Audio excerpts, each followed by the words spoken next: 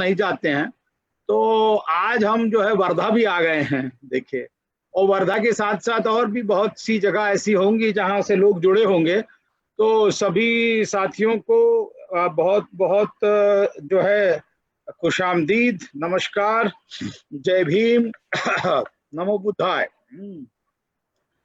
साथियों, ये जो टॉपिक है, मैंने खासकर एक्चुअली अपने बहुत ही एक्सपीरियंस के आधार पर इसको डेवलप किया है, क्योंकि मैंने जो है देखा कि हमारे लोग जब भी आप मेथडोलॉजी की बात करें तो वो मेथड की तरफ चले जाते हैं।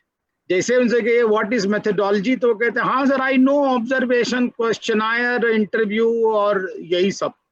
तो आई थिंक ये जो है टॉपिक जिसको हम लोग पद्धति शास्त्र कहते हैं,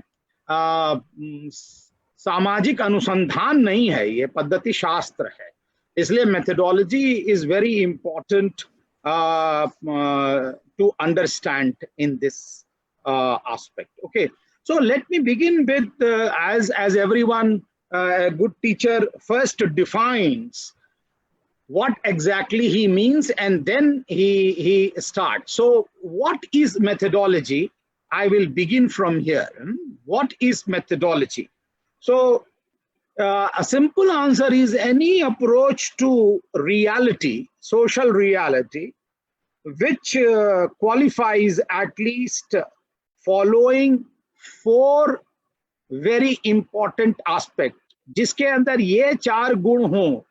ऐसी अप्रोच, ज्ञान की ऐसी अप्रोच जिसके अंदर ये 4 गुण हों। What are these 4 qualities? 1, it defines the subject matter of any discipline, that is science, social science, जो जिसकी आप मेथोडोलॉजी कर रहे हैं, लिटरेचर की मेथोडोलॉजी भी कर रहे हैं, तो भी आपको उसके नेचर और उसकी प्रकृति और उसका जो स्कोप है वो बताना पड़ेगा। अक्सर पहला क्वेश्चन जब हम लोग बीए वगैरह में थे तो आता था define nature and scope of sociology.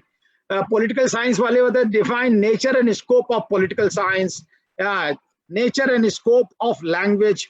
सो ये जो nature and scope is one of the very important aspect of methodology. The second aspect is that how the facts of that social science, they become facts. That is important. How the facts become the facts. आपने जो those who are sociologists, उनको पता होगा how Durkheim carved out his subject matter as a social fact. Social fact उसने कैसे बनाया। और then आप दूसरा एग्जांपल लें वेबर का। वेबर कहता नहीं sociology is the study, interpretative understanding of social action, तो उसके लिए सोशल फैक्ट है और इसके लिए सोशल एक्शन है, और लेवी स्ट्राउस के लिए सोशल स्ट्रक्चर है।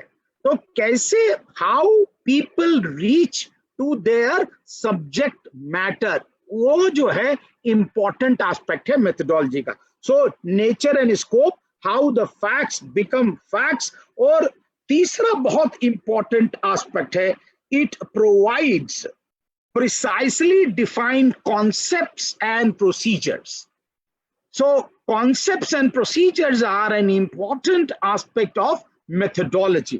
So there are different concepts, different procedures to understand. That is what is actually included in methodology.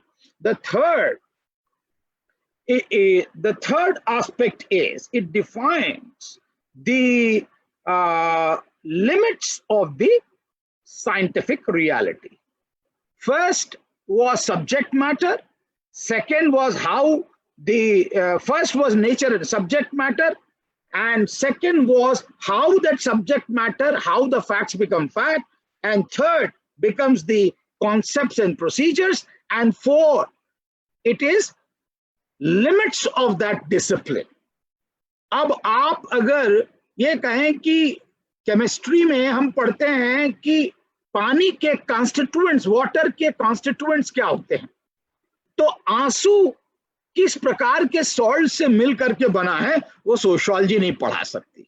Sociology आंसू क्यों आ रहा है उसका कारण तो बता सकती है, but sociology can not tell you the constituents of the tears, and therefore it is different. So limit, एक लिमिट आ जाती है आपकी। आप कल्पनाशीलता से सूरज लालिमा है तो ये आप साहित्य में कर सकते हैं, लेकिन जब आप सोशियोलॉजी में सूरज को देखेंगे तो आप क्या कहेंगे? It is a cosmic body. So there is a limit to understand any discipline. So these four aspects which define any approach to reality as methodology. First, the subject matter, how the subject matter is defined. Second, how that facts become fact. And then third, concepts and procedures. And fourth, limit. Now, therefore, methodology is different from method. Methodology tells you about the subject matter. Methodology tells about you how that subject matter is constituted. Methodology tells you concepts and tools, but method is simply application of scientific principles in collecting the data. ये गुडे and hat ने कहा, it is simply application of scientific principles to collect the data. That is method. So scientific principle क्या है? Observation. आपको अपने अंदर से, अंतःकरण से ज्ञान प्राप्त नहीं होता. You do not learn things from inside. You observe. That is basically method. You observe and then you start collecting the data. Okay. Now, therefore, there's a difference between methodology and method. एक और difference है, हम लोग perspective शब्द perspective use करते हैं. So perspective is also different from methodology. Perspective will only tell you about the nature and scope of a subject matter, Marxist perspective. So you can understand that this is basically entering, but it will not tell you concepts and procedures. It will only tell you entry into the subject matter. That is perspective. एक और शब्द है जिसको हम use करते हैं, वो है theory. Theory is different from methodology and perspective. Theory, Merton जो है वो simplistic definition देते हैं theory की, that the term sociological theory refers to, the term sociological theory refers to logically interconnected sets of prepositions. Logically interconnected sets of preposition from which you can draw something. So वो जो concepts हैं, concepts की तार्किक रूप में जो जुड़ाव है वो theory है. तार्किकता से जब जो अवधारणाएं जुड़ जाती हैं तो आपकी एक थियरी बनती है और उस थियरी से आप कुछ निकाल सकते हैं. आपका एक तरह से एक छोटा सा फ्रेमवर्क देती है थियरी आपको आगे बढ़ने का. जैसे कि reference theory, reference group theory, तो आपको पता चल जाएगा इसका फ्रेमवर्क क्या है, रेफरेंस ग्रुप का फ्रेमवर्क क्या है. Mobility, theory of social mobility, तो आपको मोबिलिटी का एक चौहद्दी बन जाएगी, एक चौखटा बन जाएगा, एक परिधि बन जाएगी. आप उसी आधार पर फिर थियरी कर सकते हैं. तो इसलिए साथियों, ये जो चार शब्द हैं इनको आप ध्यान रखिए, मेथोडोलॉजी, मेथड, पर्सपेक्टिव और थियरी, ये अलग अलग माने रखते हैं. अब मेथोडोलॉजी से एक बहुत अहम जुड़ा हुआ और कॉन्सेप्ट है, वो है एपिस्टेमोलॉजी, ज्ञान मीमांसा. ज्ञान मीमांसा, एपिस्टेमोलॉजी. एपिस्टेमोलॉजी क्या बताता है आपको? ये जो है हमने वहां पर बताया था कि जो मेथोडोलॉजी है वो शुरुआत में आपको सब्जेक्ट मैटर का ज्ञान देती है, उसकी विषय वस्तु बताती है. विषय वस्तु बता करके वो विषय वस्तु किस तरह सृजित होती है, किस तरह संकलित की जाती है और उसके अंदर कौन सी अवधारणाएं होती हैं और किस प्रकार के प्रयोग किए जा सकते हैं और उसकी परिधि क्या है, ये 4 चीज मेथोडोलॉजी में। लेकिन इसके साथ साथ जुड़ी हुई है एपिस्टेमोलॉजी, और एपिस्टेमोलॉजी जो है वो बताती है आपको कि किस प्रकार आप जो फैक्ट्स हैं वो कलेक्ट करते हैं, यानी कि source and foundation of knowledge. आपके ज्ञान के स्रोत क्या हैं? तो ये जो 2 प्रकार के स्रोत अक्सर बताए जाते हैं ज्ञान के। पहला कि व्यक्ति आंखों से देख करके ज्ञान का सृजन कर सकता है, यू कैन ऑब्जर्व रियलिटी। लेकिन ये जो ऑब्जर्व करने वाले थे इनको क्या कहा गया? Empiricist. Empiricist rely on observed reality or they rely on 5 senses। जब सेंस परसेप्शन से आप ज्ञान का संकलन करते हैं तब आप इम्प्रेसिस्ट कहलाते हैं। 5 प्रकार के इंद्रियां होती हैं हमारी, उन 5 प्रकार की इंद्रियों से हम ज्ञान का संकलन कर सकते हैं। जैसे कि आप देखें, आंख से देख करके एक इंद्री हो गई, कान से सुन करके, जीभ से स्वाद ले करके, नाक से सूंघ करके और इसके त्वचा से टच करके, ये 5 प्रकार के इंद्रियां थी। There were 5 types of senses and out of these 5 types of senses you started gaining knowledge. लेकिन जैसे जैसे और ज्ञान की लड़ाई आगे बढ़ी तो उन्होंने जो और सुनाई वाला, पढ़ने वाला सेंसेस, चाट करके, स्वाद लेकर के सेंसेस, टच करके सेंसेस, इनको जो है खारिज कर दिया कि ये माकूल, ये these are not very very dovetailed, these are not very authentic source of knowledge।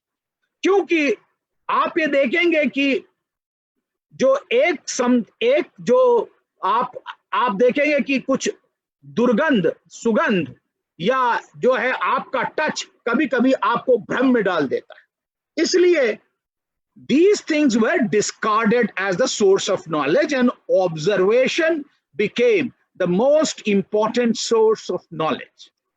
Okay, so this is very important epistemological basis for knowledge. Observation is the most important source and foundation of knowledge, one source and foundation of knowledge। लेकिन वहीं पर दूसरे लोग आते हैं, वो कहते हैं नहीं भाई, केवल और केवल ऑब्जर्व करके ही केवल ज्ञान प्राप्त नहीं होता है। लोग ऑब्जर्व करते हैं और फिर मंत्रणा करते हैं। यहां पर मैं उद्धृत कर रहा हूं इमैनुअल कांट को। इमैनुअल कांट ने कहा, Immanuel Kant argued that no, you cannot have knowledge only by observation. There is a confluence of observation and interpretation from the mind.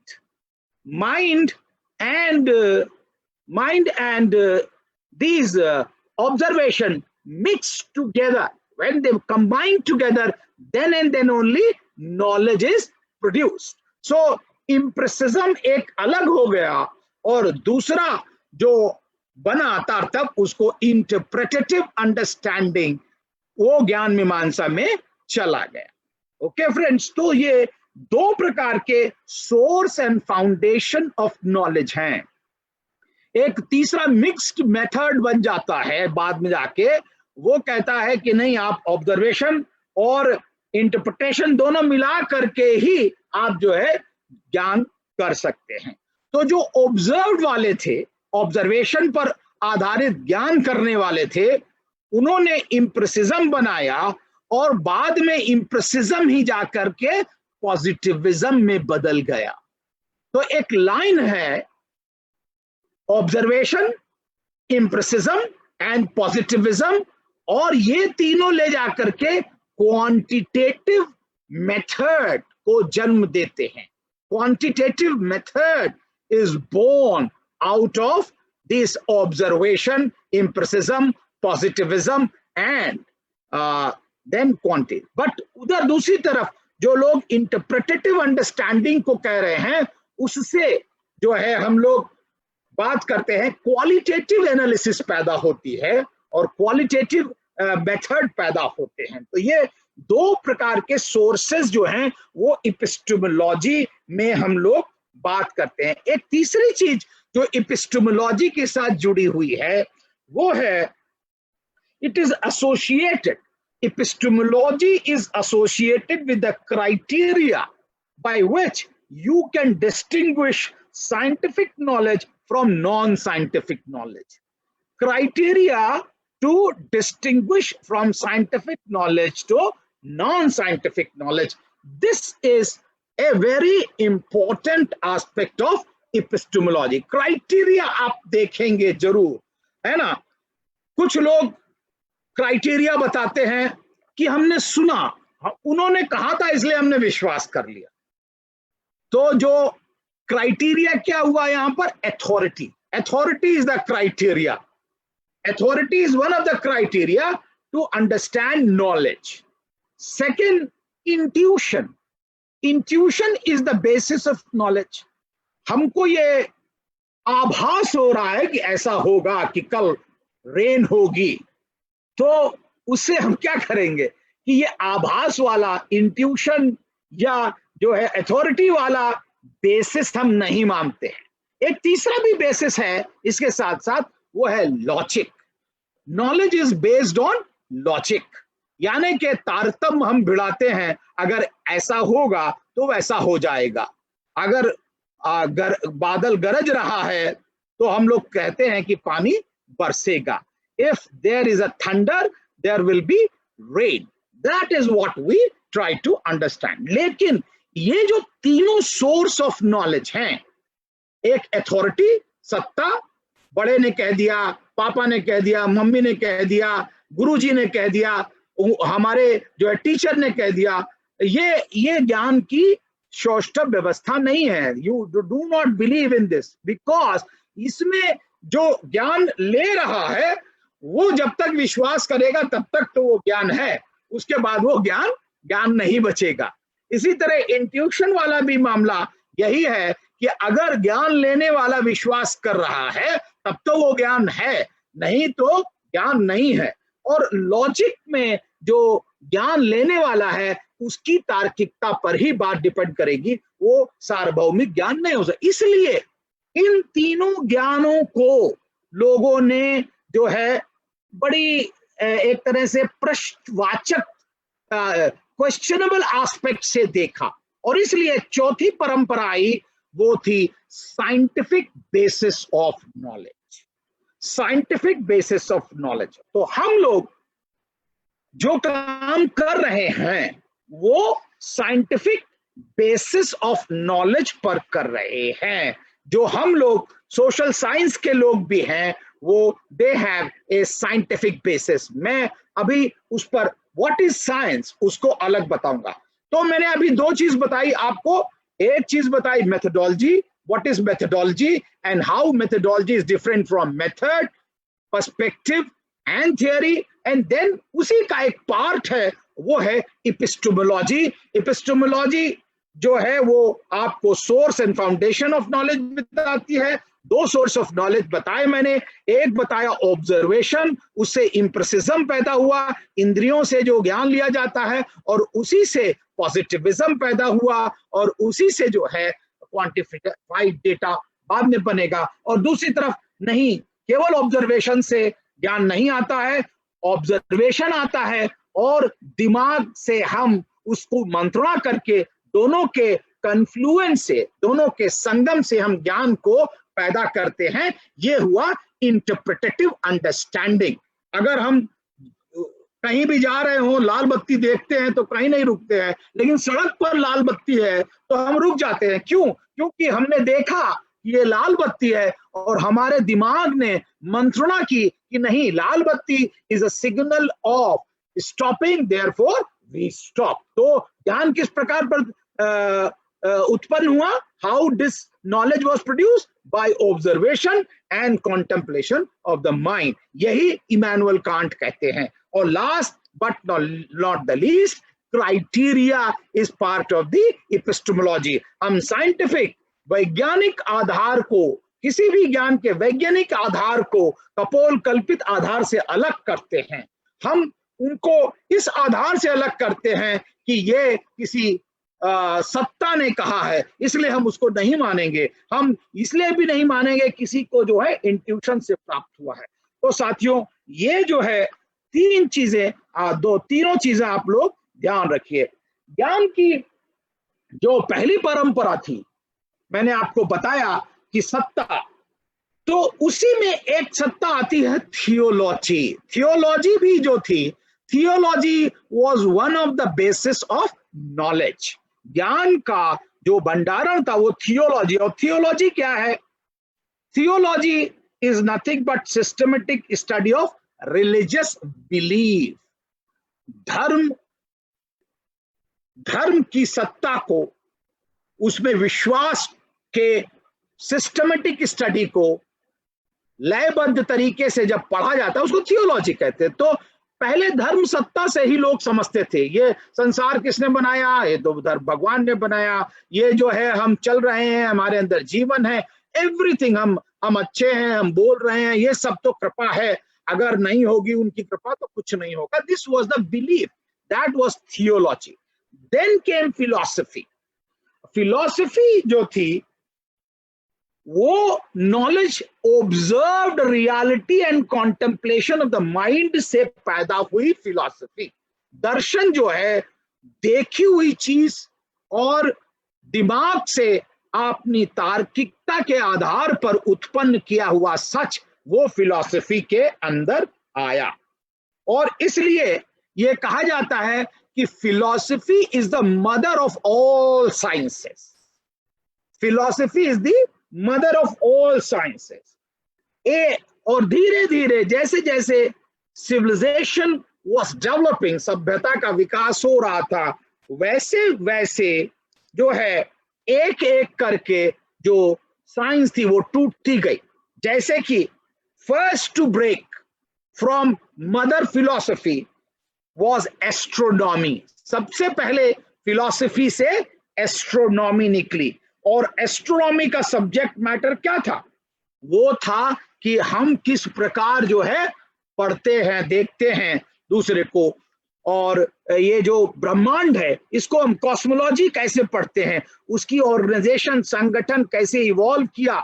और कॉस्मोलॉजी के अंदर जो डिवीजन था वो था मेटाफिजिक्स का भी, कि किस प्रकार हमने बताया कि किस आधार पर ये निर्मित हुआ है, जो ब्रह्मांड कैसे निर्मित हुआ है। इसके बाद फिर फिजिक्स जो है, फिलॉसफी से फिजिक्स, फिजिकल फिलॉसफी निकली।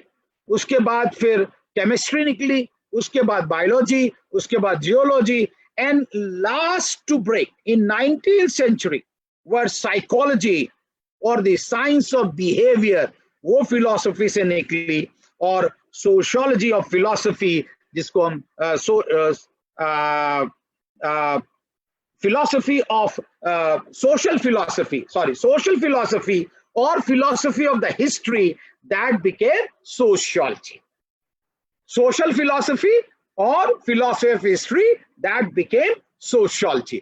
तो अगर आप देखें कि किस प्रकार फिलॉसफी से धीरे धीरे करके जो है वो पैदा होती है फिलॉसफी। अब यहां से सर हम लोग चलते हैं साइंस की तरफ, कि थियोलॉजी पैदा हुई, उसके बाद फिलॉसफी पैदा हुई, और उसके बाद साइंस पैदा हुई। थियोलॉजी से भी समाज समझा जाता था, ज्ञान का उत्पादन होता था। फिलॉसफी से भी समाज को समझा जाता था, उससे भी ज्ञान उत्पन्न होता था। Then why theology, why philosophy, they were discarded. Why science triumphed?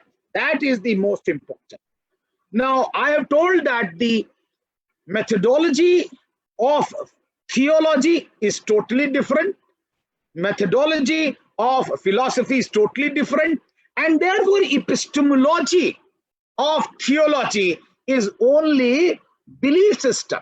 उसके ऊपर philosophy के अंदर केवल जो है you observe and then contemplate philosophy में. Now then comes the third way to understand this world, and this is science. So before I say, science is also one of the knowledge system to understand the reality. I will define what is science.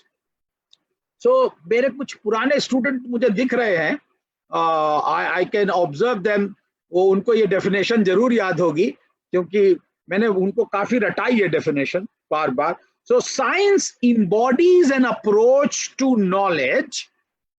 Science embodies an approach to knowledge that is more disciplined and calculated than ordinary inclination. One of the easiest definition which I have ever read, science is an approach to knowledge which is more disciplined and calculated than ordinary inclination. Ordinary observation से ये भिन्न होती है और ये disciplined होती है और कैलकुलेटेड.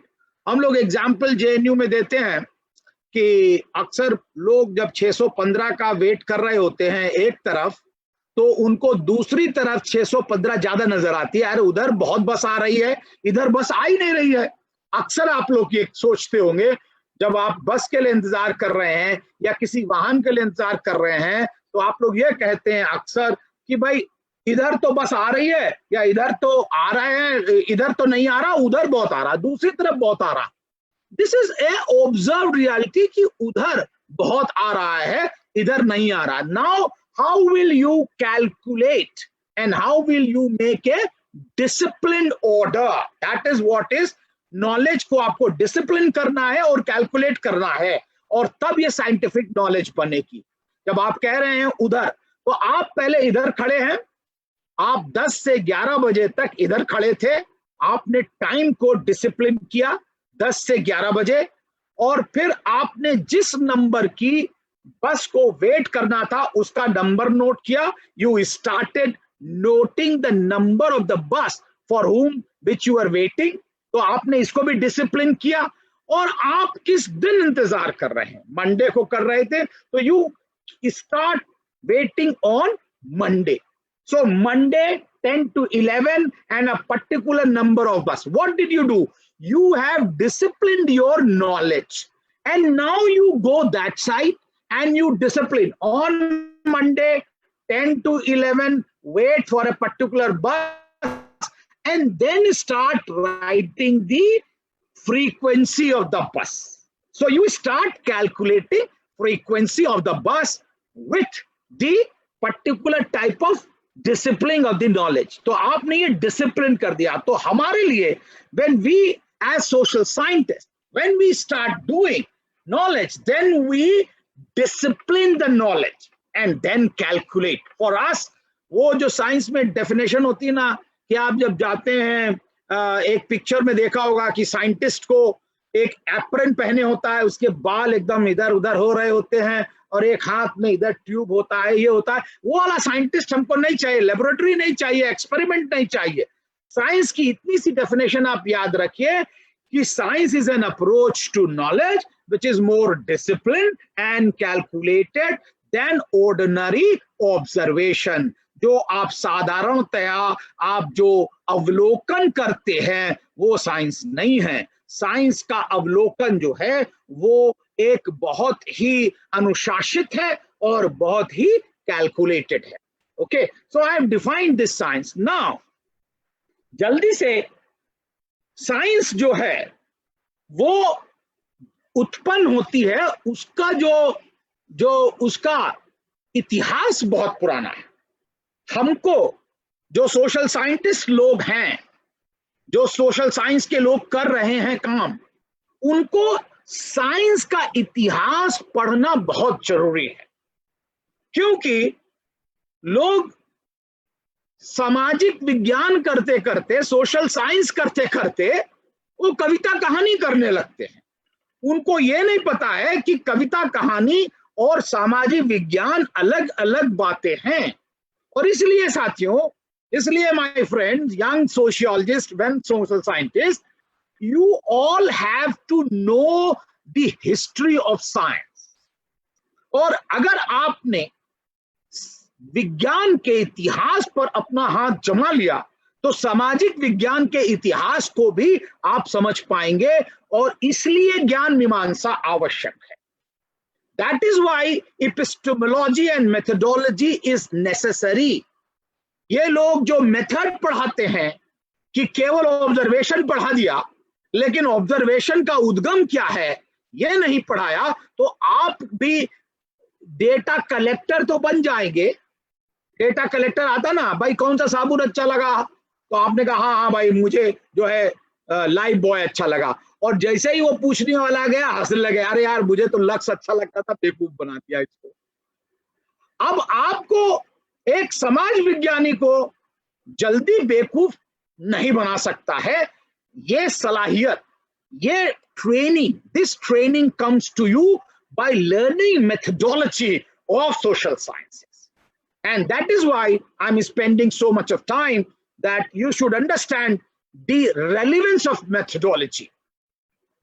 इसकी व्यवहारिकता इतनी ज्यादा है कि आप अपने आप एक अच्छे समाज विज्ञानी बनने लगेंगे अगर आपने मेथोडोलॉजी को समझ लिया। मेथड आता हो या ना आता हो, अगर मेथोडोलॉजी आती होगी तो अपने आप एक अच्छे समाज विज्ञानी बनने लगेंगे, क्योंकि आप उसके स्रोत को देखेंगे। भाई ज्ञान का इसका स्रोत क्या है, क्योंकि आपने मेथोडोलॉजी पढ़ा है और उसके अंदर देखा है कि एपिस्टेमोलॉजी जानने की आवश्यकता है। इसका स्रोत क्या है? ये कपोल कल्पित कथा है, ये विश्वास पर आधारित है, कि वास्तविकता में आपने इसके स्रोतों की शिनाख्त की है।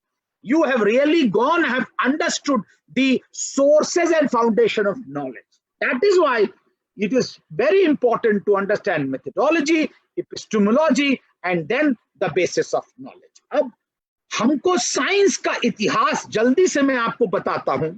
साइंस के विकास में कम से कम नहीं तो 8 पड़ाव हमें जानने चाहिए।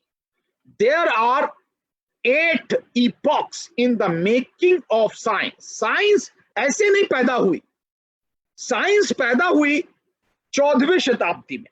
Science was born in 14th century. Science was not there from the beginning. Science had a particular history.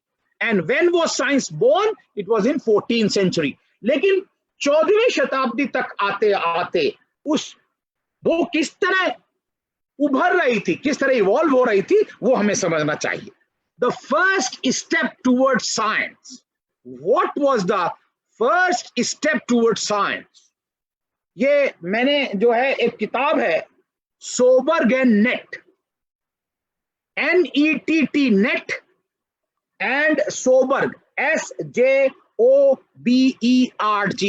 a methodology for social science. Gideon Soberg and Net. Okay, so ये किताब में वो बताते हैं कि पहला, what is the first step towards science? और उन्होंने कहा the discernment of a pattern in environment was the first step towards science. Discernment of a pattern in environment. किसी भी पर्यावरण में एक तारतम्य, अंधेरे के बाद उजाला, उजाले के बाद अंधेरा, गरज के बाद बरस, पानी बरसेगा, ये एक तारतम्य है। मानव ने सबसे पहले, human being observed this pattern in the whole history development. उसने ये पहला पैटर्न देखा। A methodology for social sciences. A methodology for social sciences, Sjoberg and Nett, बाद में आप देख लीजिएगा। कुछ लोग पूछ रहे हैं किताब का नाम फिर से बताइए। नाउ पहला स्टेप था discernment of a pattern in the environment. Second जो स्टेप था उसमें टेक्नोलॉजी पैदा होती है, टेक्नोलॉजी, और टेक्नोलॉजी है वहां पर टेक्नोलॉजी आज की तरह नहीं थी, वहां छोटे छोटे फार्म इंप्लीमेंट आए, वेपन्स आए, फायर का यूज शुरू हुआ। All this was technology at that time. This was the second step. The third step was invention of organisation. Without organisation pre-industrialized civilized man could not develop। और जैसे ही संगठन आया उसने खेती शुरू कर दी। They started farming and irrigation system. Irrigation cannot be done without organization, and therefore organization was important. Fourth, there was a birth of settled life. Economic surplus was born, and that is where specialists of the people started coming, specialists. And it is here that the literati class was born. In the sixth epoch, literati class was born. Now, fifth, cities were born 5500 BC. That is the time when cities were born. 5500 BC, cities were born. Now, with all this, with the descendant of a pattern, technology, organization, settled life, economic surplus, cities, literati class, civilization was born. Civilization was born. This is very small history. Now, one of the very important thing which I want to dwell upon is writing was born during this period. Writing was born in this civilization. Writing is a very important aspect. Why? Because dissemination of knowledge, एक जगह से दूसरी जगह तक ज्ञान को ले जाने में लिखित जो ज्ञान की परंपरा है वो ज्यादा कामयाब होती है। मौखिक ज्ञान परंपरा, oral tradition dies very soon with the death of a person. You cannot preserve knowledge, but written material you can, लिखित ज्ञान आप प्रिजर्व कर सकते हैं, संजो के रख सकते हैं, एक पीढ़ी से दूसरी पीढ़ी को स्थानांतरित कर सकते हैं, और एक जगह से दूसरी जगह। अब मैं यहां से लिखित रूप में देख रहा हूं और वर्धा में बैठ करके लेक्चर दे रहा हूं, बाकायदा जो है लिखित ज्ञान की परंपरा में मैंने मौखिक ज्ञान की परंपरा को बदल दिया है, वरना इतनी जल्दी आप वहां तक नहीं पहुंच सकते, यहीं पर ही ये सीमित रहता और मेरे क्लास के बच्चे ही मुझे सुन पाते। तो इसलिए literacy is very important for the development of science, and therefore this is a important aspect of literati class. Now, it is here that we have to understand that zero and logical system of Aristotle, they were also born during this period. And we all know where was zero born. I don't want to dwell upon. But which is important, that when the literacy was born, then what happened? Orality was debunked, उसको पीछे धकेल दिया। Oral ज्ञान को उसको जो है थोड़ा परंपरा से पीछे कर दिया, ये थोड़ी जाती हुई लिटरेसी के साथ। लेकिन साथियों, लिटरेसी के साथ साथ धीरे धीरे जो है वो एक ज्ञान का जो है ज्ञान का सृजन होने लगा। Knowledge was born because there was a literati class. And what was the nature of that literary class knowledge? That is important that we have to understand. What is the nature?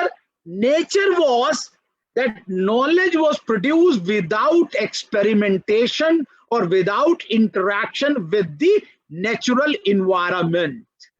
आपने जो प्रकृति थी उसके साथ अंतर क्रिया करके ज्ञान का उत्पादन नहीं किया, वो फिलॉसफिकल नॉलेज ही रह गई, कि उसने केवल आंखों से देखा और मन में मंत्रणा की और उसके बाद ज्ञान का उत्पादन किया. Philosophical knowledge was produced.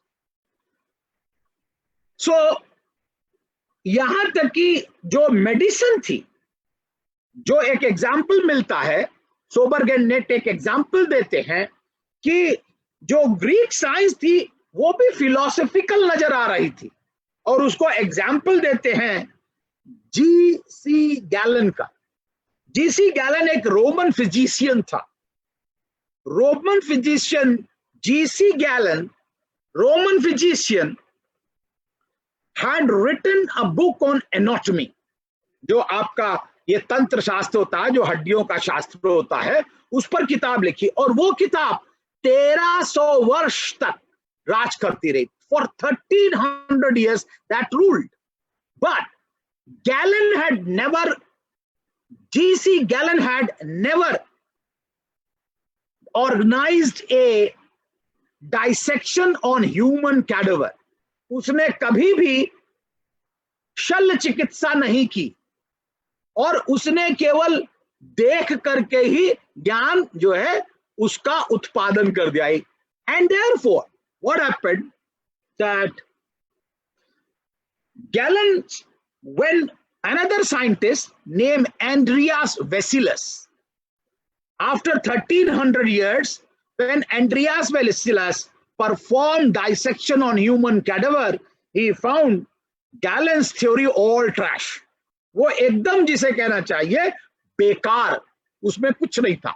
इसलिए साथियों क्या हुआ, ये कहा गया कि ग्रीक साइंस भी फिलोसफिकल थी बहुत हद तक. उस समय भी एक्सपेरिमेंटेशन नहीं हो रहे थे. एंड देयरफॉर जो है, एक तरफ इस सभ्यता के अंदर, इस सिविलाइजेशन के अंदर, on the one hand philosophical knowledge of the literary class was taking place, was getting accumulated, but on the other hand there was another very important type of knowledge which was taking birth, and this type of knowledge was practical knowledge of the working class.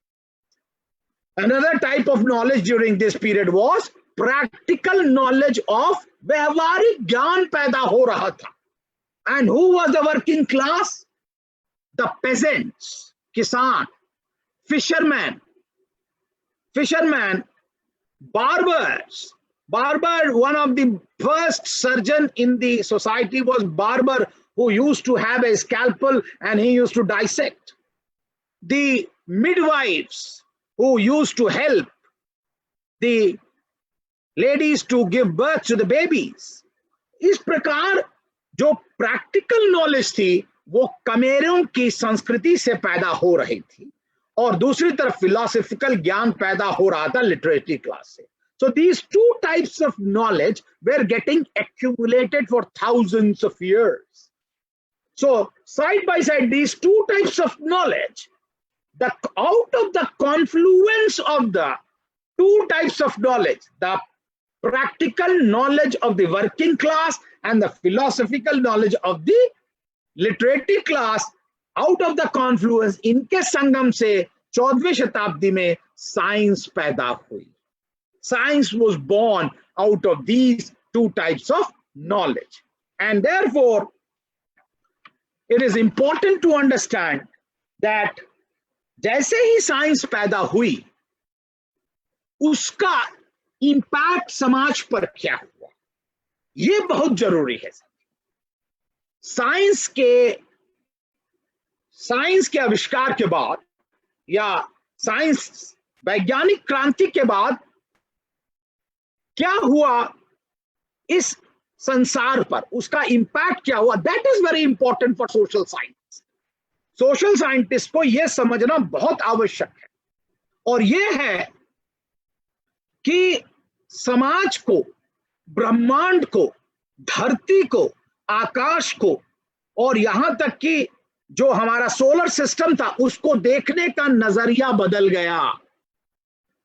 सामाजिक विज्ञान की क्रांति के बाद इस ब्रह्मांड को देखने का नजरिया बदल गया. ये नजरिया बदलना बहुत इंपॉर्टेंट एस्पेक्ट है सामाजिक विज्ञान के लिए। अगर आप देखें कि पहले क्या कहा जा रहा था, जो विज्ञान जब नहीं पैदा हुआ था उसके पहले क्या कहा जा रहा था? उसके पहले कहा जा रहा था ये धरती स्थिर है, ये धरती स्थिर है और सूरज जो है इसके ओर चारों ओर चक्कर लगा रहा। कॉपरनिकस ने पहली बार कहा नहीं, ये सूरज स्थिर है और ये जो धरती इसके चक्कर लगा रही है। तो थियरी बदल गई। पहले थियरी थी जियोसेंट्रिक थियरी और बाद में हीलियोसेंट्रिक थ्योरी बनी। तो ये from geocentric to heliocentric. Galileo ने अरिस्टोटल को जो है बाकायदा कहा कि भाई चीजें नीचे क्यों गिरती हैं, इसकी पूरी चीज बदल गई। ब्रह्मांड का जो ब्रह्मांड था, कॉस्मोस था, उसकी आयु पता नहीं थी लोगों को, उसकी परिधि पता नहीं थी, वो कितना बड़ा है ये भी नहीं पता था, अर्थ का सरकमफ्रेंस भी नहीं पता था लोगों को। तो साथियों क्या हुआ कि जब साइंस पैदा हुई तो लोगों ने अपने प्रैक्टिकल ज्ञान के आधार पर पहले पता लगाया कि ब्रह्मांड क्या है, उसकी उम्र कितनी है, पता लगाया कि जो अर्थ है उसका सरकमफ्रेंस कितना है, और जैसे ही पता चला कि उसकी परिधि कितनी है, लोगों ने आना जाना शुरू कर दिया।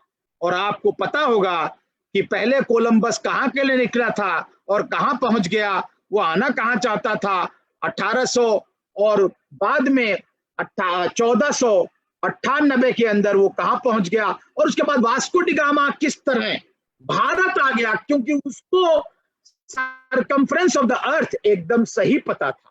जैसे ही साथियों लोगों को ये पता चलने लगा कि हाँ नदी क्या है, नाले क्या है, पहाड़ क्या है, सागर क्या है, ये साइंस विज्ञान ने बताया। और जैसे ही ये पता चला लोगों की अंतरक्रिया, geographical explorations started taking place. If you have to write a history of globalization today, then you have to go to 14th and 15th century scientific revolution, and after scientific revolution then you have to see geographical exploration.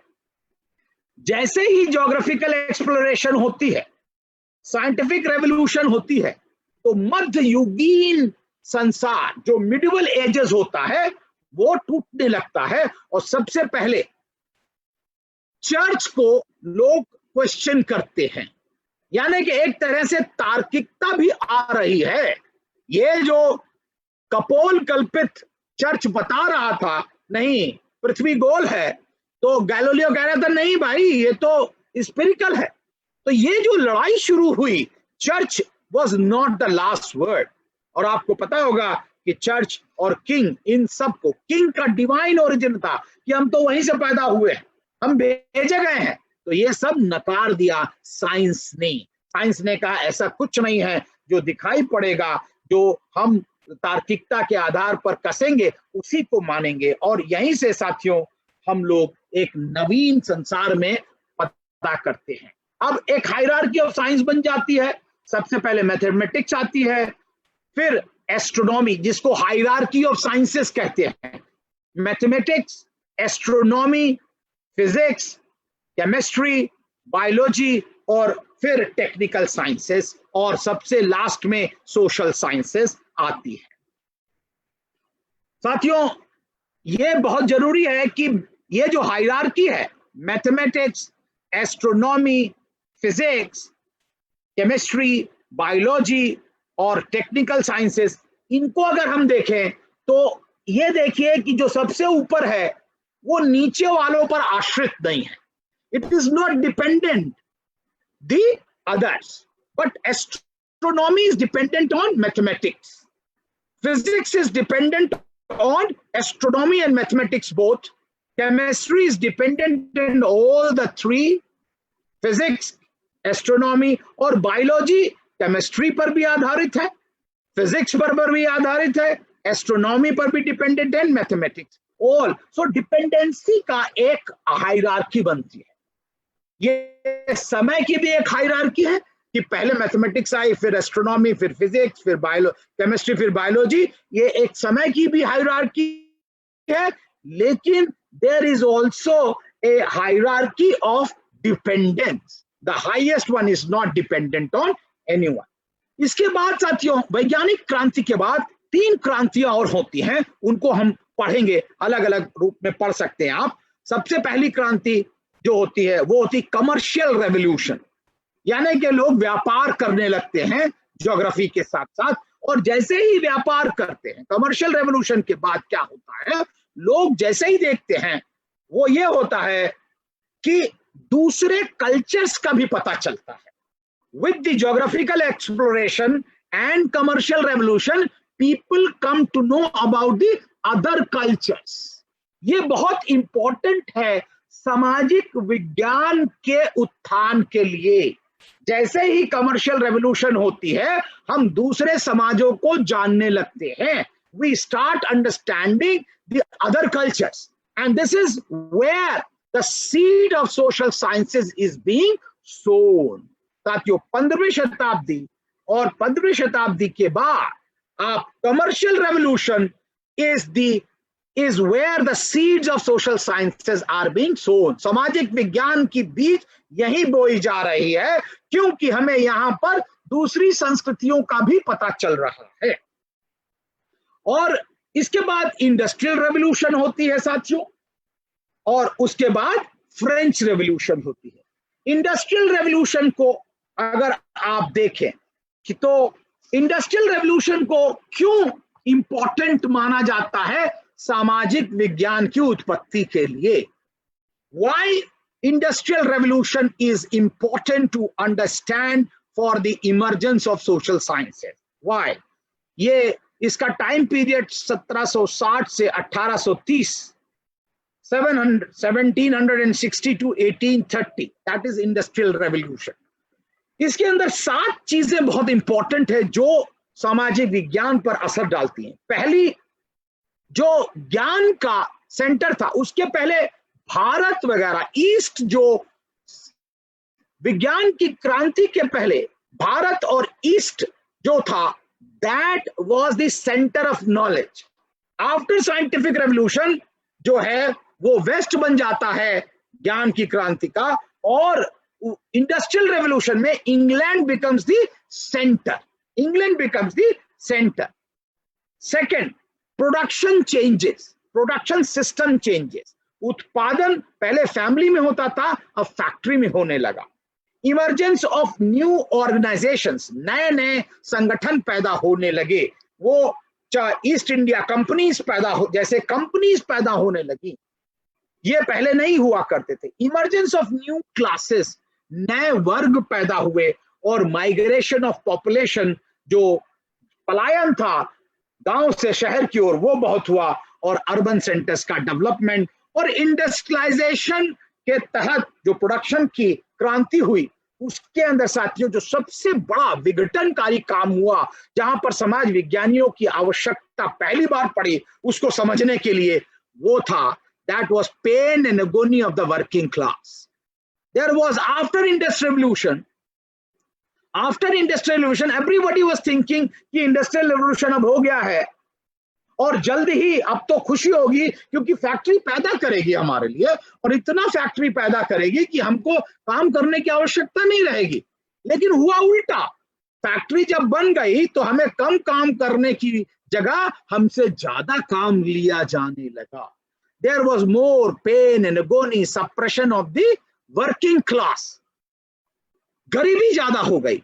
Then there was the role of the philosophers. Philosopher सोचने लगे, they started thinking, oh, we had made industry for happiness, we had made industry for leisure, लेकिन what is happening? There is more pain है, ये तो शोषण ज्यादा बढ़ गया है।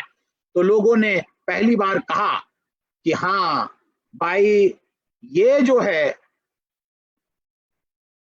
पॉवर्टी जो है, ये जो शोषण है, this poverty, this exploitation is not natural, ये प्राकृतिक नहीं है, इट इज मैन मेड, ये अकृत्रिम है, ये जो है आदमी के द्वारा बनाया गया है। If it is man-made, then we can understand and we can also do away with. इसको हटा भी सकते हैं, इस पर विजय प्राप्त की जा सकती है, क्योंकि इसे आदमी ने बनाया। It is man-made crisis and therefore man can win this crisis. तो साथियों, पहली बार फिलोसफर्स का रोल आ रहा था, ये था इंडस्ट्रियल रेवोल्यूशन, जिसने एक बीज और बोया सामाजिक विज्ञान के लिए। एक तीसरा बीज जो बोया गया, the third epoch in the making of social sciences was French Revolution, 1789 1789 to 1795. And this French Revolution is very important because it is here the deep socio-economic and political exploitation which was going, और यहाँ पर पहली बार philosopher role play कर रहे थे। Montesquieu was questioning the divine origin of the king। भैया भगवान ने राजा नहीं भेजा है, राजा तो यहीं पैदा हुआ है, ये पहली बार मॉन्टेस्क्यू पूछ रहा था। आज हम उसको बात करते। Question the centralisation of authority, जो सत्ता का संग्रहण हो रहा था, उसका मोनोपोलाइजेशन हो रहा था, उसको मॉन्टेस्क्यू ने क्वेश्चन किया। जॉन लॉक ने जो है राइट्स की थ्योरी दी, अधिकारों की बात पहली बार करी, और राइट टू प्रॉपर्टी की बात करी, और राइट टू पर्सनल फ्रीडम की बात करी। ये अधिकार पहली बार जॉन लॉक लाते। और वोल्टेयर, निगेशन ऑफ मोनोजेनिज्म, ये जो एक ही ऐसा होना है, उसको वोल्टेयर ने और रूसो ने फिर जिसे कहना चाहिए right to choose our sovereign, हमको अपने राजा को चुनने का अधिकार होना चाहिए। ये पीढ़ी दर रानी के ओक से पैदा होने वाला राजा नहीं चलेगा। This was first told by Rousseau. तो आप ये देखिए कि पूरी की पूरी सामाजिक क्रांति एक तरह से पहली बार social was born in society. जो सामाजिक है वो पैदा हो रहा था। कहीं सामाजिक चीज जो थी, उसके पहले समाज नहीं था, उसके बाद सामाजिक नहीं था, उससे पहले सब के सब राजा के मातहत हुआ करते। they were subservient to king. Social was not, they were subjects to people. And therefore it is important to understand that first time social was born in the society, सामाजिक पैदा हुआ, उसके पहले सब लोग सब्जेक्ट हुआ करते थे। And therefore French revolution is important for social sciences to be born. Now friends, इसलिए यहां पर जो है, अब मैंने आपको बताया साइंस पैदा हो गई, साइंस के 7 पड़ाव बता दिए, उसके बाद ज्ञान की परंपरा, फिलोसॉफिकल ज्ञान बता दिया, और हमने ये भी बताया कि नहीं, एक जो है कमेरों की संस्कृति से ज्ञान आ रहा था। And these 2 types of knowledge produce scientific knowledge. And scientific knowledge के बाद मैंने बताया कि उसके बाद किस प्रकार समाज को देखने का नजरिया बदल गया, और समाज को देखने के नजरिए बदलने के कारण और क्रांति हुई, ज्योग्राफिकल, इंडस्ट्रियल और फ्रेंच रेवोल्यूशन। अब साथियों, ये 16वीं शताब्दी का समय है। This is 16th century, 15th and 16th century, where social science is going to take birth. After science, social science is taking birth. Before I come to birth of social science, I will define what is social science. मैंने science बताई थी, science is an approach to knowledge which is more calculated and disciplined. Social science is also an enterprise which attempts to develop systematic and secular knowledge about the reality. Social science is an enterprise which wants to develop systematic and secular knowledge about the reality, and this reality this knowledge of reality that can be validated empirically. So there are three very important: systematic knowledge, secular knowledge. Secular knowledge means we are talking about this worldly knowledge. हम लोग इही लोक की बात कर रहे हैं, परलोक की बात नहीं कर रहे हैं, स्वर्ग लोक की बात नहीं कर रहे हैं, हम लोग इस लोक की बात। सोशल साइंस जब भी बात करता है, सामाजिक विज्ञान जब भी बात करता है, तब वो इस वर्ग, इस समाज की बात करता है, इस लोक की बात करता है। इसलिए साथियों, ये आप समझ लीजिए, secular knowledge, and that can be validated empirically, जो आंखों से देख करके हम उसको वैलिडेट कर सकें। ये नहीं कि हमने कह दिया तो कह दिया, अब हम कुछ नहीं जानते, हमारा आखिरी शब्द है, ये नहीं चलेगा भैया। इसको आपसे पुनः इसको प्रमाणित करना पड़ेगा। ये नहीं है कि इसको वैलिडेट नहीं किया। Validation is very important. इसको जा करके हम टेस्ट करेंगे कि वो सही होता है कि नहीं था। तो social science is an enterprise which attempts to develop systematic and secular knowledge about reality that can be validated empirically. ये मैंने लिया है गुलबेकियन कमीशन रिपोर्ट से। गुलबेकियन कमीशन रिपोर्ट ये 1996 में पब्लिश हुई थी, और आप अमेज़न पे खरीद लें, बहुत सस्ती किताब है। Gulbenkian commission report, Immanuel Wallerstein, Immanuel Wallerstein, 200-250 रुपए की किताब है, इसको जरूर खरीदें।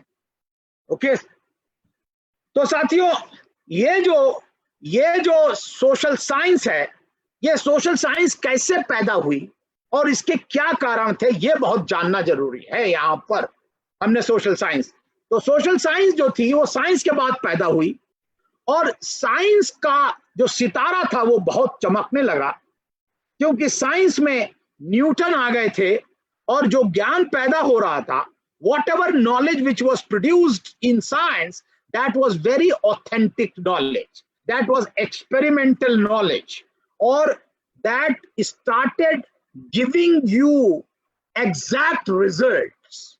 हमेशा जो साइंटिफिक नॉलेज थी वो एग्जैक्ट रिजल्ट देने लगी। अगर हमको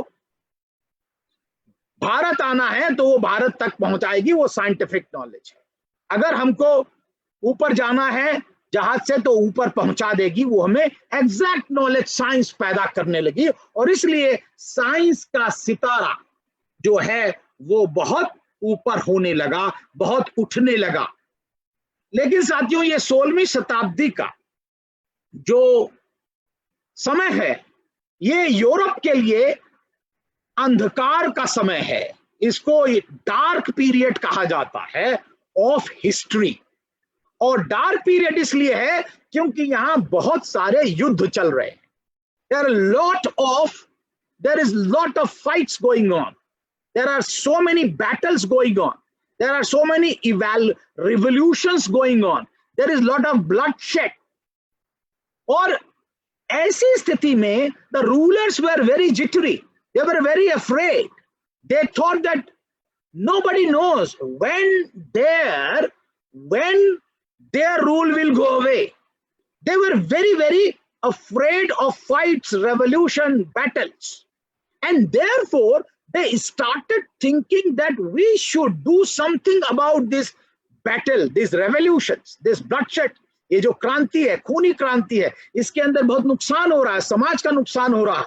लेकिन एक नुकसान और भी हो रहा था कि उनको ये नहीं पता था कि उनका जो राज है वो कब चला जाए, इसलिए वो और खतरे में रहते थे।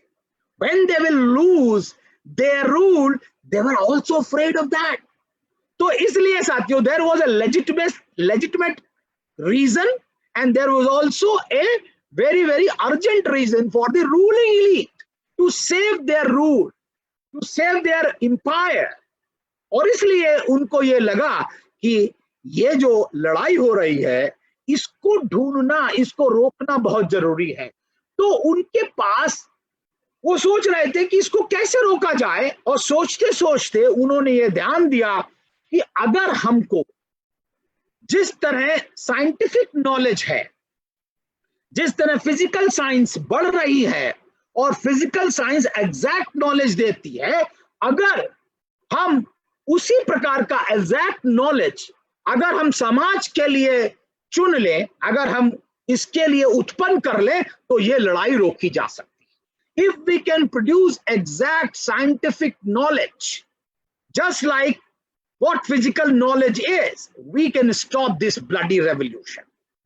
That is the legitimate reason social sciences started taking shape. कि अगर हम उस नॉलेज को पैदा कर ले, अगर एग्जैक्ट नॉलेज को पैदा कर ले जैसा कि साइंटिफिक नॉलेज है, तो हम समाज को समझ सकते हैं, और अगर हम समाज को समझ सकते हैं, we can understand this, we can stop this bloodshed, this revolution. And that is why social sciences started taking birth. Now, the first thing which happened was reorganization of universities started. जो ज्ञान था, विज्ञान जो था, जो science था, वो अपनी नॉलेज कहीं प्रोड्यूस कर रहा था। उसके लिए प्रोडक्शन करने के लिए उसको उस समय के बड़े बड़े धनाढ्य लोग बाकायदा पैसा दे रहे थे। They were giving money, they were funding it. The merchants were funding scientific thing. It was not in the university, and therefore people said that let us reorganize the university. So reorganization of universities started. Now in this university, two very important things happened. One was professionalization of the people, that they will produce the knowledge, and they will not only produce the knowledge, they will also produce the producers of knowledge. Two things: professionalization of knowledge and production of producers of knowledge. So that means there were three very important things happened. Disciplining of the knowledge started, professionalisation की किस प्रकार knowledge produce की जाएगी, और जो knowledge producers हैं उनको भी प्रोड्यूस किया जाएगा. So professionalization and disciplinization of knowledge started taking place in university. ये कहां पर हो रहा था? इसके लिए 5 ऐसी जगह थी. There were 5 centers of disciplinarization and professionalization. France, Germany, Italy, Great Britain, and USA. These were the 5 centers in which disciplinarization and professionalization started. और हायरार्की ऑफ नॉलेज बनने लगी. सबसे पहले साइंस, उसके बाद फिलॉसफी, उसके बाद सोशल साइंस, और सबसे नीचे ह्यूमैनिटीज. इस तरह बाकायदा बन गई. अब साथियों आते हैं कि किस प्रकार सबसे पहला सोशल साइंस का सब्जेक्ट कौन सा पैदा हुआ, and what was the methodology and what was the epistemology of that discipline. ये हमको देखना है. First social science discipline to born was history. History was the first discipline to born. ये 5 जगह हो रहा था, आपको बताया मैंने. France, Germany, Italy, great Britain and USA. तो ये जो है हिस्ट्री पहले भी लिखी जाती थी. History was written earlier, but how this history was different, how the methodology and epistemology of this history was different. Earlier, history was written as hagiography. उसका सबसे बड़ा एग्जाम्पल है हर्षचरित. बाण भट्ट ने हर्षचरित लिखी, बाद में अकबरनामा लिखी गई. These were hagiographies, यानी कि राजा और रानियों की बढ़ा चढ़ा करके कहानी जो लिखी जाती थी, that used to be hagiography. But now history has to have its own subject matter, and that subject matter was supposed to evolve on two types of epistemology. One was archaeology. You have to go and tell that this is my epistemology, archaeology. Or second was you have to go to archives. You don't have to tell, to exaggerate the reality. Rather, you have to tell people that how it is, why it is.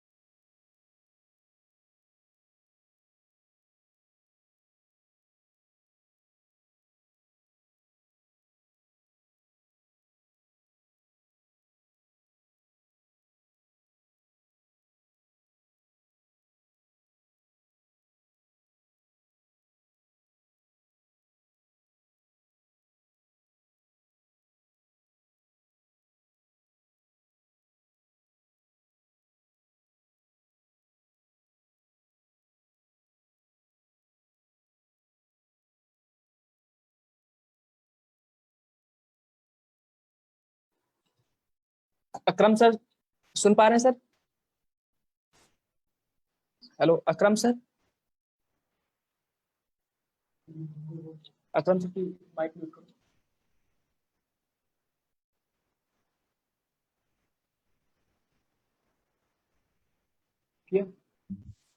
ठीक है अकरम sir, जी sir सुन पा रहे हैं मुझे? जी मैं सुन रहा हूँ। जी सर, टेक्निकल प्रॉब्लम की वजह से विवेक सर लेफ्ट हो गए हैं, और तब तक सर मैं चाहूंगा कि सर आप कंटिन्यू करें। जब आप जुड़ जाएंगे विवेक सर तो हम दोबारा उन्हें सुनेंगे। ठीक है, चलिए, ये बहुत अच्छा, thank you very much Pankaj and Yogesh.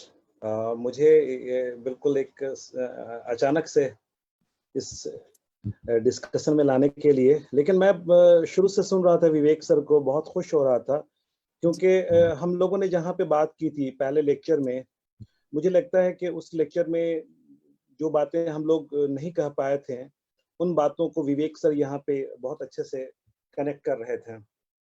और आज भी कुछ चीज़ें ऐसी हैं जो मुझे लगता है कि विवेक सर पूरी नहीं कर पाएंगे, क्योंकि मेथोडोलॉजी पे जब हम बात करते हैं और ख़ास तौर पर उसके फिलॉसफी को टच करने की कोशिश करते हैं, तो हमें ज़्यादा वक्त चाहिए होता है। मतलब ये थोड़े से बड़े कैनवास पे काम हो रहा होता है और थोड़ा सा ज़्यादा वक्त चाहिए होता है। तो मैं कुछ चीज़ों को जो विवेक सर ने जहाँ तक कही है अपने बातें, वो मैं वहीं पे छोड़ देता हूँ।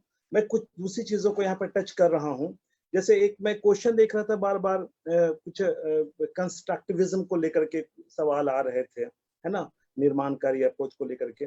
मैं यहाँ पे एक चीज़ बता रहा हूँ, सर ने एपिस्टेमोलॉजी पे फोकस किया है, लेकिन अगर हम लोग एपिस्टेमोलॉजी को समझते हैं तो उसके साथ-साथ एक दूसरी चीज़ भी आती है, ओंटोलॉजी, जिस पे सर ने ज़्यादा टच नहीं किया, क्योंकि एपिस्टेमोलॉजी को बहुत डेप्थ तक लेके गए हैं, बहुत गहराई तक लेके गए हैं। नॉर्मली मुझे लगता है कि हम लोग इतनी गहराई पे एपिस्टेमोलॉजी शायद ही कभी सुन पाते हैं, सुनने का मौका ही नहीं मिलता है। उस डेप्थ तक लेके गए हैं विवेक सर, मुझे लगता है वो उसको कंक्लूड करेंगे। लेकिन इसके साथ-साथ जो चीज़ें चल रही होती हैं पैरेलल, वो है ओंटोलॉजी। जैसे कि सर ने पॉजिटिविज्म को लेके बताया कि हाँ, एम्पिरिसिज्म ग्रो की और उसके साथ-साथ पॉजिटिविज्म ग्रो की। फिर सर ने ये भी बताया कि कांट ने इंटरप्रेटिविज्म की बात की, और हम जानते हैं कि वेबर ने इंटरप्रेटेटिव अंडरस्टैंडिंग की बात की। तो वो एक कनेक्ट को वहाँ पे सर डेवलप किया गया। देखिए, चीज़ें वहीं रुक नहीं गई। उसके बाद as a student of sociology हम लोग समझते हैं कि इंटरप्रेटिविज्म के बाद पोस्ट पॉजिटिविस्ट ट्रेडिशंस में बहुत सारी चीजें आई हैं। उसमें से एक बहुत ही इंपॉर्टेंट चीज आ गई जिसको हम लोग पोस्ट मॉडर्निज्म कहते हैं, जहां पे रियलिटी को बिल्कुल अलग तरह से समझने की कोशिश की गई। अब देखिए यहीं पे जब आप रियलिटी को ये समझते हैं कि व्हाट इज रियलिटी, तो यहीं पे ऑन्टोलॉजी आती है, ठीक है, क्योंकि आप उस रियलिटी को आप कैसे कंसीव कर रहे हैं, ऑब्जेक्टिवली कंसीव कर रहे हैं या सब्जेक्टिवली कंसीव कर रहे हैं, दिस इज वेरी इंपॉर्टेंट। तो वो एक अलग से पूरी के पूरी मतलब ट्रेडिशंस उसके शुरू हो जाते हैं। लेकिन हम सिर्फ पोस्ट मॉडर्निज्म को लेकर के देखें अगर, तो पोस्ट मॉडर्निज्म प्राइमरीली डिसएग्री करता है रियलिटी के कोई भी यूनिवर्सल डिफिनीशन से। मतलब वो नॉलेज का जो एक यूनिवर्सल कंपोनेंट है, यानी जिस साइंस की बात कर रहे हैं विवेक सर, और जो जहां पर ले जाकर उसको कंक्लूड किया जाएगा, तो साइंस चाहे वो नेचुरल साइंस हो या वो सोशल साइंस हो, दोनों ही कहीं ना कहीं से उस यूनिवर्सलिटी ऑफ नॉलेज को कंसेप्चुअलाइज करता है। लेकिन पोस्ट मॉडर्निटी उस यूनिवर्सल कंपोनेंट को चैलेंज करती है, कहती है कि नहीं, रियलिटी यूनिवर्सल नहीं है, मल्टी लेयर्ड है, मल्टी डायमेंशनल है। अब उस मल्टी डायमेंशनलिटी का क्या कीजिएगा, यानी जिस सच को आप साइंटिफिक मेथड से एस्टैब्लिश करते हैं कि यह सच है, पोस्ट मॉडर्निटी आते आते कहती है कि नहीं, वो सच बहुआयामी है, उसके कई रूप हैं। यहां जब हम इस मुकाम पे आ जाते हैं, तो फिर इस बहस को दोबारा जिंदा करना होता है कि अच्छा रियलिटी है क्या। और आप देखिए, अगर कंटेम्प्रेरी इंडियन सिनेरियो को देखिए या ग्लोबल सिनेरियो को देखिए, तो एक टर्म बहुत पॉपुलर हुआ है लास्ट 2 इयर्स में, मुझे लगता है सोशियोलॉजी के स्टूडेंट ने उसको खूब सुना है, समझने की भी कोशिश की होगी। वो वर्ड क्या है? Post truth. ट्रुथ हम सभी जानते हैं, पोस्ट ट्रुथ वर्ड को आपने सुना होगा। ये पोस्ट ट्रुथ क्या है? ये पोस्ट ट्रुथ उसी एपिस्टेमोलॉजी की तलाश है। जब हम ट्रुथ को एस्टैब्लिश करते हैं, जैसे कि अभी विवेक सर कह रहे थे कि साइंटिफिकली हम वैलिडेट करते हैं, चाहे वो कोई से भी सोर्स ऑफ नॉलेज को हम लेके चलते हैं, जब हम उसको साइंटिफिकली वैलिडेट करते हैं, तो वो एक ट्रुथ की प्राप्ति होती है, यानी वो साइंटिफिकली एस्टैब्लिश्ड होता है, वेरीफाइबल होता है, साइंटिफिक मेथड होती है, मेथोडोलॉजी होती है। लेकिन पोस्ट ट्रुथ क्या है? तो जब आप नॉलेज को या ट्रुथ को अपने विश्वास के आधार पर प्रकट करते हैं, आपको लगता है कि जो आपका विश्वास है वही ट्रुथ है, तो वो ट्रुथ से इतर चला जाता है और वहीं पे फिर पोस्ट ट्रुथ आ जाती है। तो जब आप पोस्ट मॉडर्निटी की बात कर रहे हैं, जहां पे कहा जाता है कि रियलिटी मल्टी डायमेंशनल है, तो उस मल्टी डायमेंशनलिटी को समझिए और इस पोस्ट ट्रुथ पे जाइए। ये दोनों एक चीजें नहीं है। Post truth is not one of the versions of postmodernism. यहां पे साइंटिफिक टेम्परामेंट को आप पीछे छोड़ दे रहे हैं। जिस बात की बात विवेक सर कह रहे थे, जब वो कह रहे थे ऑथोरिटी की बात, जब वो कह रहे थे थियोलॉजिकल स्ट्रक्चर की बात, तो उस कंटेक्स्ट में इसको देखिए। अब मैं दोनों को एक एग्जांपल देकर सब्सटैंशिएट करता हूं, आपको भी लगेगा कि अच्छा कहां पे ये पूरी बात हो रही है। देखिए, फेमिनिज्म आप लोगों ने, सभी लोगों ने सुना है, नारीवाद, ठीक है, बहुत सारे पर्सपेक्टिव देखे हैं। एक किताब में पढ़ रहा था जिसमें फेमिनिस्ट मेडिसिन की चर्चा थी। तो मुझे लगता है कि मैंने 1-2 बार कभी जिक्र किया, तो मैंने कहा कि भाई फेमिनिस्ट मेडिसिन, ये वर्ड सुन के आपको कैसा लगता है? तो कई फेमिनिस्ट थिंकर्स ने भी सुन के बहुत मुस्कुराई, वो कहीं कि नहीं, ये तो मुझे लगता है कि थोड़ा सा ज्यादा है, मतलब मेडिसिन को हम लोग फेमिनिस्ट मेडिसिन के रूप में तो नहीं देखते हैं। मैंने कहा चलिए इसकी थोड़ी सी चर्चा कर लेते हैं 2 मिनट। अब देखिए, जो मेडिसिन होते हैं, कोविड-19 है, सभी लोग बार बार जानते हैं, मेडिसिन का ट्रायल को लेके काफी बातें हो रही हैं, ठीक है, खूब हो रही हैं। तो मेडिसिन को मेडिसिन के तौर पर एक्सेप्ट करने के लिए उसका ट्रायल बहुत ही जरूरी है, राइट? हम तभी उसके कॉन्सिक्वेंसेस के बारे में जानते हैं और उसका एक साइंटिफिक रिकॉर्ड होता है। अब आप ये देखिए कि वो जो ट्रायल्स होते हैं उसको जेंडर के पर्सपेक्टिव में देखिए कि कोई भी मेडिसिन जो मार्केट में आने से पहले उसका ट्रायल किया जाता है, उसका जेंडर कंपोजिशन देखिए। बहुत कम साइंटिफिक लिटरेचर आपने ऐसे देखे होंगे जिसमें तो जो ट्रायल हुए हैं उसका जेंडर कंपोजिशन दिया गया हो, और साइंटिफिक डॉक्यूमेंट्स ये बताते हैं कि उस ट्रायल में विमेन की संख्या आमतौर पर कम होती है, राइट? अब यहाँ पे अकरम जो सर, मैं माफी चाहूंगा सर। जी जी सर, आ गए? हाँ सर, जुड़ने वाले मैं ऑडियो से कनेक्ट कर रहा हूँ सर के वहाँ नेटवर्क चला गया है। हाँ ठीक है, ठीक है, ठीक है, मैं इस बात ओके पे sir, just 2 minute sir. Yes sir. Hello, मैं इसको कंक्लूड कर दूं एक लाइन में? जी जी जी बिल्कुल सर।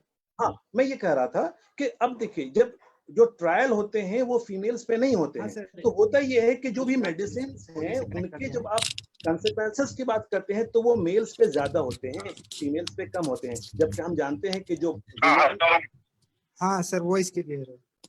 हेलो जी सर, वॉइस क्लियर है। हाँ सर, वेलकम बैक। आ रही आवाज? जी सर, आ रही है। आवाज नहीं आ रही मुझे यार। हाँ सर, वो क्लियर है एकदम। अब करूं, मैं शुरू करूं? Yes sir. हाँ, तो मैं हिस्ट्री पर था और मैंने हिस्ट्री को बताया कि the first discipline to born was history, and that history was not written earlier, but history was more or less a historiography which was written as the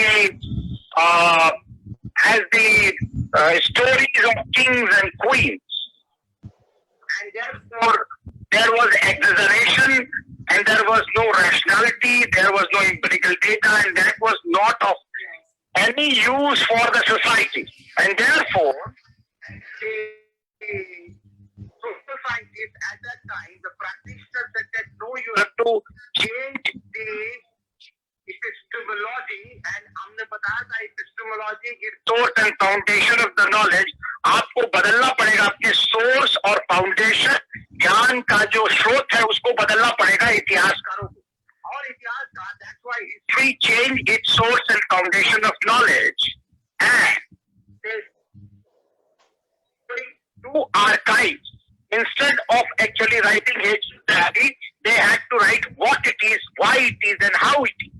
And therefore, they had to write the exact aspect where it happened and how it happened. And therefore, archaeology became their epistemology, and they have to go to archives to collect data. That became their epistemology.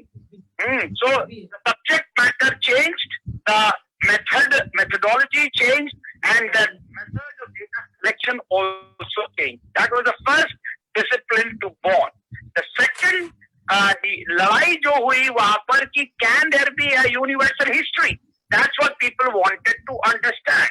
So people said that no, you cannot have universal history because they were afraid that they will be equated with philosophy, because at that time philosophy was doing universal understanding of the world. And therefore,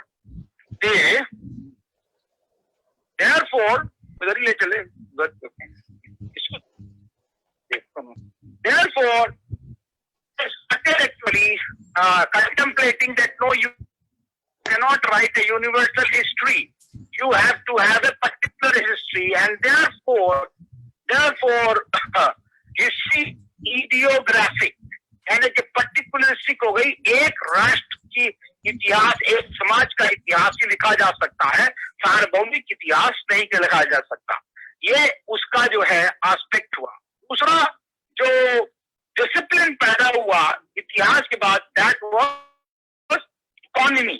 economy का जो था वो पहले पढ़ाई जाती थी, economy political economy पढ़ाई जाती थी पॉलिटिक्स के साथ, और लोग ये कहते थे भाई पॉलिटिकल इकोनॉमी कैसे पढ़ा सकते हो, क्योंकि पॉलिटिक्स जो है वो वेलफेयर की बात करती है और इकोनॉमिक जो है वो लाभ की बात करती है।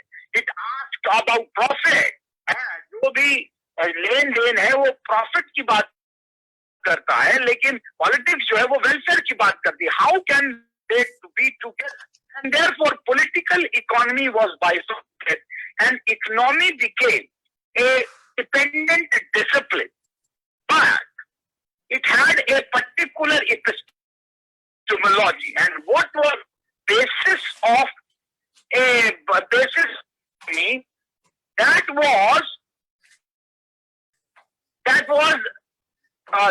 every individual has a psychology of consumption. Therefore, जब कोई भी समाज में चले जाएं, कहीं भी व्यक्ति को चले जाएं, तो सभी समाजों में व्यक्तियों की एक ही जैसी मनोस्थिति होती है कंजम्पशन, वो ग्रह करना चाहते हैं, they all want to consume.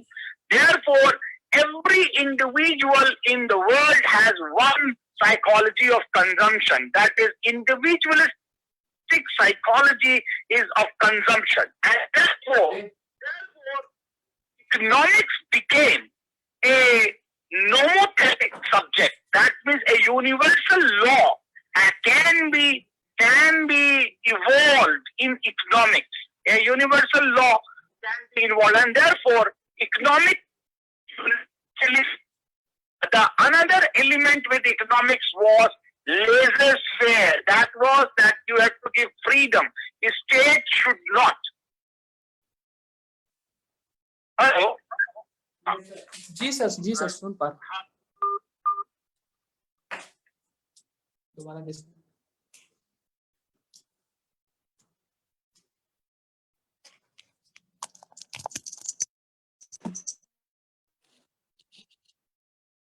Akram sir मुझे सुन पा रहे हैं आप?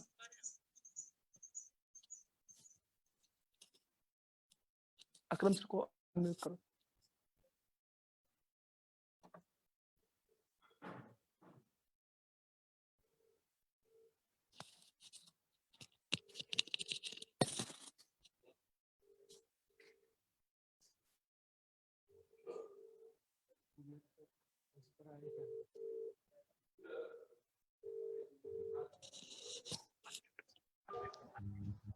सुन पा रहे सर? विवेक सर तो कनेक्ट हो रहे हैं ना? जी सर. उनको अनम्यूट करो. 1 minute sir.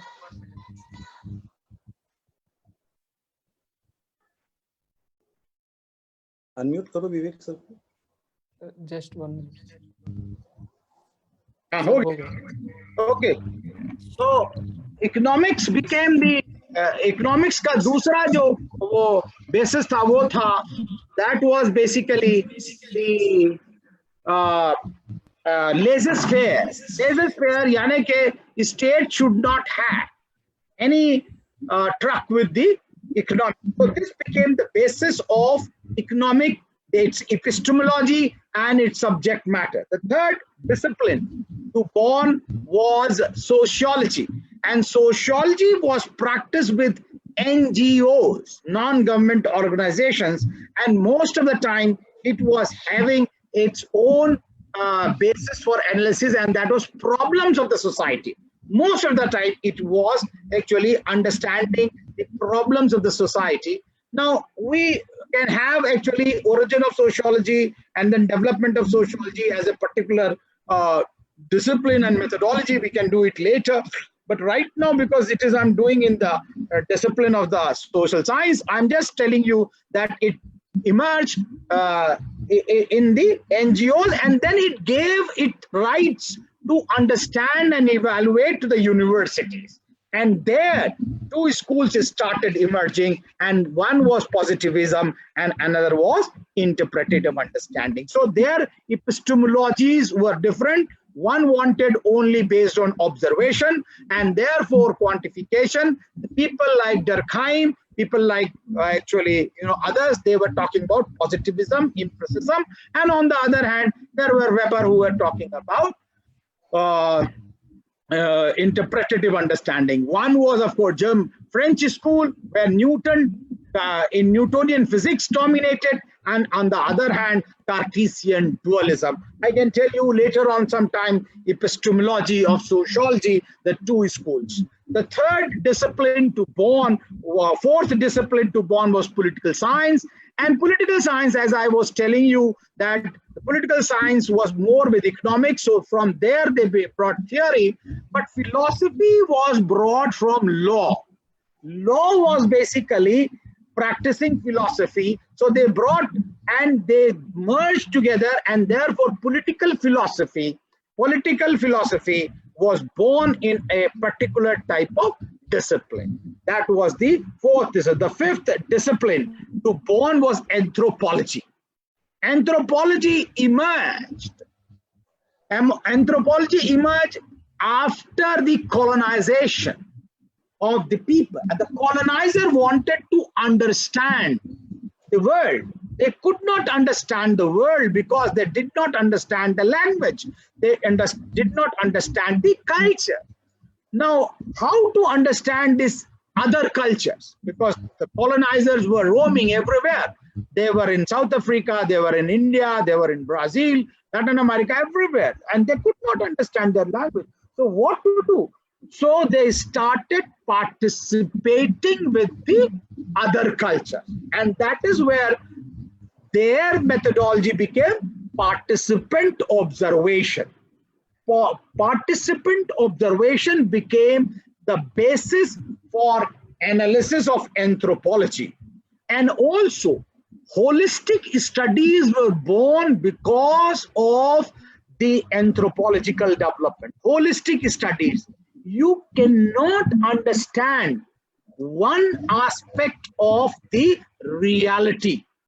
You will have to understand the total reality of a society.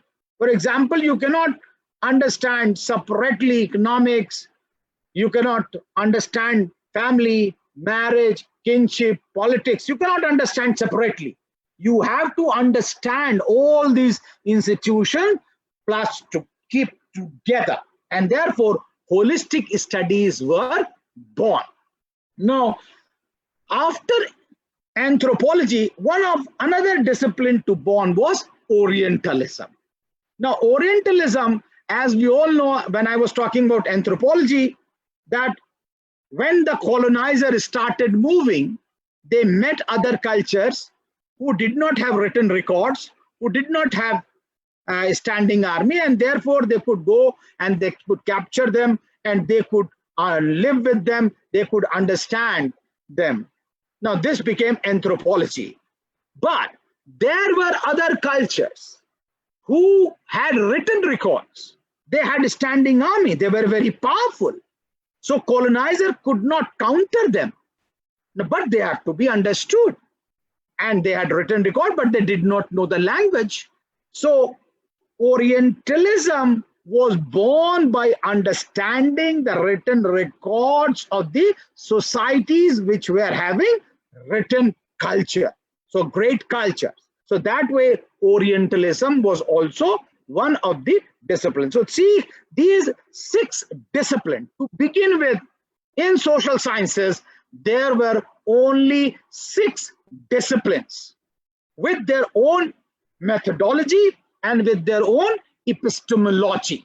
Now, if we see, history was ideographic, particularistic. Economic became nomothetic. Sociology and political science became nomothetic, universal laws. Anthropology became particularistic. And Orientalists were, of course, nomothetic. These disciplines. But 3 disciplines which were quite there, but they could not be included in social sciences. Psychology drifted towards biology. Geography was much more related to earth sciences, territorial sciences, rather than social sciences. Later on, social geography was born, but so geography could not become a social science discipline at that time. And law could not become a social science discipline. Why? Because law was only trying to train people rather than producing knowledge with the interaction of the people. So this was the nature of social sciences before the World War I. But after World War II, for instance, another discipline was born. Now, you know that after the World War II, the world was divided into 2 powers. And now these 2 powers, because of the Cold War, the first world modernity led by America, the second world modernity, which emerged out of ideological revolution led by Russia, these 2 worlds, they were fighting. And they wanted to understand the world. The third world, the fourth world, every word has to be understood. Now, you cannot understand the world like that without actually having the understanding of the locals. So the world was divided into 16 regions. The whole world was divided into 16 regions, starting from Latin America, South America, and then Africa, the 5 Africa, East, West, North, South, Central, then 4 Europes, East, West, North, South, 4 Europe, then came Pacific, Russia, and then came Asia, South Asia, Southeast Asia, Central Asia, and then actually the whole world became divided onto 15, 16 regions. Now these regions were supposed to be understood. Now how to make sense? Not one discipline can understand. Neither history can understand totally a society, region, neither economics, neither political science. And therefore, multidisciplinary area studies as a discipline was born after the Second World War. Multidisciplinary area studies, interdisciplinarity of area studies as discipline was born after. So this became the epistemology and basis for social sciences. Now this is what is basically the epistemology and methodology of social sciences to make the world understand. Now after that, friends, you can look into that the knowledge has grown into different aspects. Some people like, the structure of scientific revolution. The structure of scientific revolution, Thomas Kuhn argues that science is not all and be all end all. It is not necessary that you can understand everything from science. And there is another person called Karl Popper in his discovery of scientific revolution. He is also trying to argue that, how a discipline has to emerge and what is basically a science. That is where 2 aspects have to be understood. Science is not be all end all, and another thing, science grows through falsificationism. So we have to differentiate this 2, and then we can understand actually that whether you need a methodology at all or not.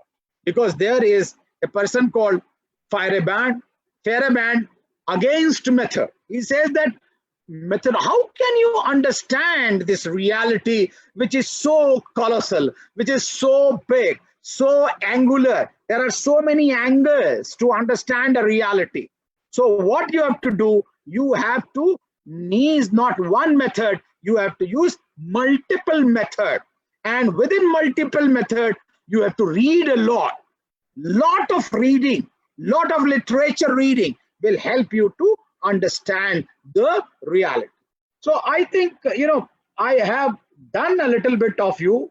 The other part which is left, we cannot do it, is one, the whole origin of positivism, how positivism has been infected by understanding of Newtonian physics model. What is the impact of Newtonian physics model on social sciences? And therefore positivism is produced because Newton talked about certainty of the phenomena. And because there is certainty of phenomena, therefore you can make a law. So he says that everything is governed by a law. Newton says that everything is governed by a law. And therefore our social scientists started picking from there.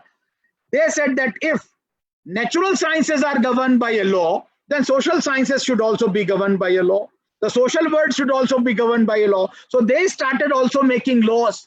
So if you see Auguste Comte, law of 3 stages, what is this? It is nothing but copying the physical sciences. And that was Newtonian physics, which talks about certainty. There is certainty in the natural world. This thing is not haphazard. There is certainty. They are governed by a law. Now they also, Newton physics also says that there is gravitational force, which is universal law, universal force in which everything happens. Now the social scientists started asking that if the gravitational force is the universal force in which every phenomena ushers, then what is in social sciences which is natural force?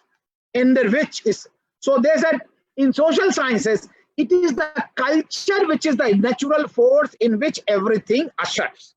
Nothing ushers out of culture. If there is no culture, there is vacuum, nothing, no social phenomena can take place. Social phenomena can take place or will be meaningful only in cultural aspect. So these three very important aspects. One, there is certainty, there is symmetry between past and present, there is certainty, and second, there is governed by a law, and there is universal force in which things usher, and therefore social scientists also started talking about.